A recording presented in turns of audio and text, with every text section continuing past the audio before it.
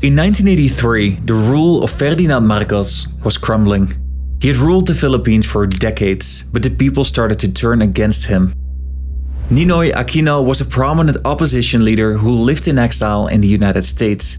When he returned to the Philippines, he was shot dead upon arrival.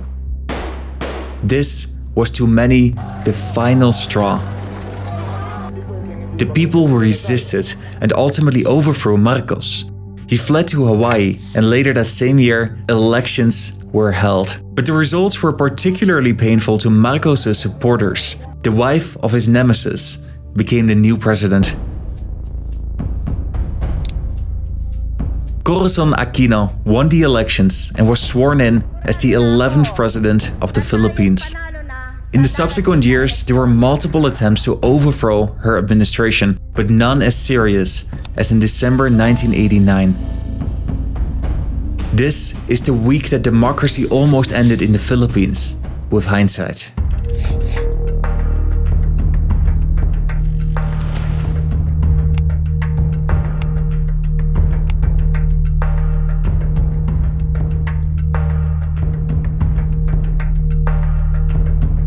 The first years of democracy were tough, as they often are. Many people in high positions still supported Marcos, or they were opposed to the rapid changes that Aquino was making to their country. In '86, she became the nation's president, and within a year, the Philippines had adopted a completely new constitution. It was modeled on the United States. The power of government is divided between a Senate, a House of Representatives, an independent judiciary, and is led by a president who has a limited time in office. This constitution in its fundamental form is still used in the Philippines today, and many regard Aquino as the Philippines' mother of democracy. But in those first decisive years, she also faced a lot of criticism. Her governance was said to be weak and scattered, and certain high-level supporters of Marcos started plotting against her.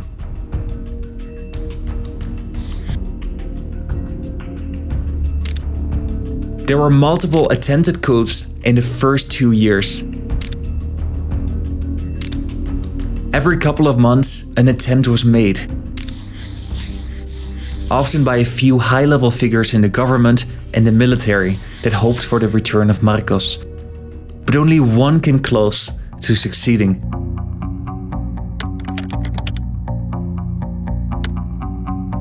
It started on November 29th. Late at night, a team of scout rangers destroyed a communication station of the armed forces, a day earlier than planned. But despite this false start, rebels in hiding throughout the metropolitan area heard this signal and began their coordinated attacks. The government was in high alert. The next day, the rebels gained their first successes. They attacked the Biamor air base and managed to enter the highly secured area. They neutralized the helicopter wing and all of its assets. They sealed off the commanding general of the Philippine Air Force on the 3rd floor of the building. The base was now under rebel control. They surrounded and secured the Army Operations Center and occupied the 1st Scout Ranger Regiment to the north of Manila. The rebels were making frightening, fast progress.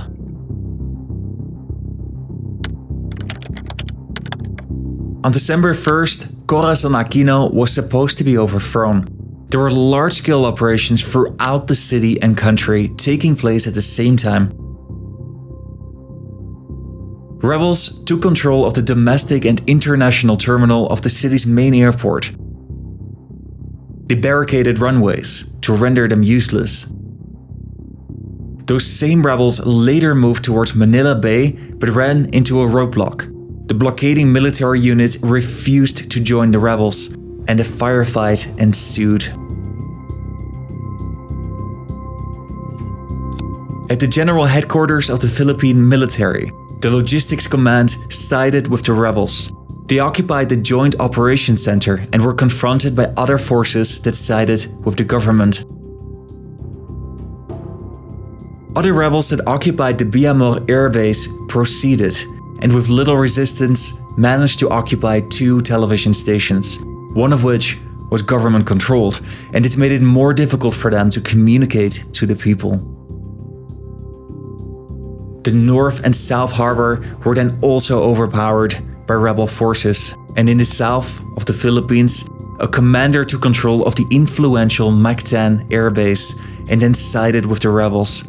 The rebels were gaining the upper hand and now had strategic military assets under their control. But what they were after was the presidential palace. This final blow had to be delivered from the air. Shortly after midnight, rebels managed to take control of Sangley Point. They took over the government's air assets, isolated commanders, and controlled the flight line. Once the airbase was under their control, they loaded 3 airplanes with bombs and guns, and they took off. They dropped the first bombs on the presidential palace, and then continued and shot at the government troops around the television station. They then bombed the headquarters of the military and the police, causing it to burn to the ground. The rebel airplanes took off at 6:25 a.m. and they continued bombing until 10 a.m. But around 1 p.m., government airplanes took off to bomb Sangley Air Base. They destroyed the rebel aircrafts and their fuel dump, and this was a major turning point. That same evening, government troops advanced on Sangley Point and managed to get it back in control. On December 2nd, early in the morning, the government reclaimed the North and the South Harbor. At the rebel stronghold at the national headquarters of the army, rebels began abandoning their positions. They loaded up with heavy weapons and moved into the Makati business district, where they secured a heavily fortified rebel stronghold. The TV stations, after a 2-hour battle, fell back into government hands. At Mactan Air Base in the south of the country, fighter pilots had joined forces and managed to escape. The rebel general was now left in control of the base, but didn't have any pilots to fly his helicopters or airplanes. The general refused to surrender and threatened to blow up all air assets if the government were to attack him. But at the general headquarters of the army, fighting intensified. A high general sided with the rebels, but some of his soldiers refused to take his orders. A long night of fighting ensued, and this would last until the next day, when government forces finally gained the upper hand.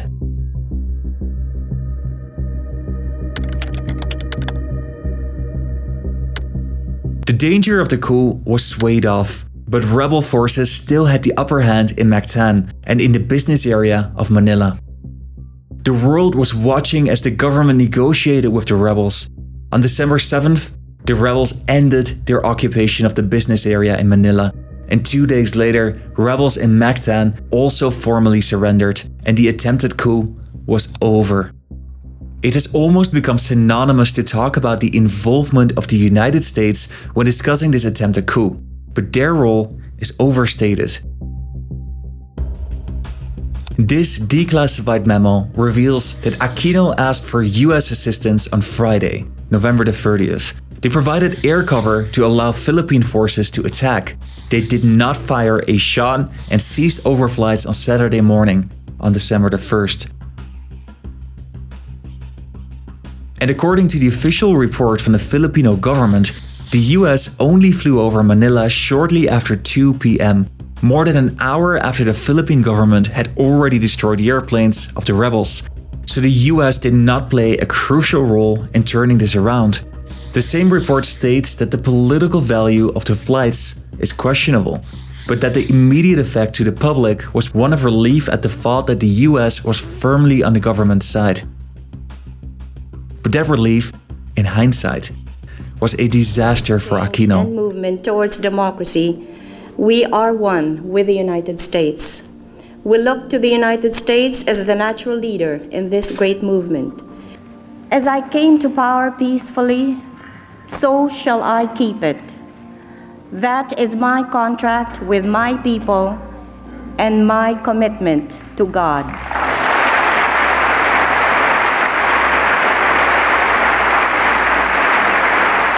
Even her most fanatic supporters saw it as a weakness that she needed to call upon the US for help.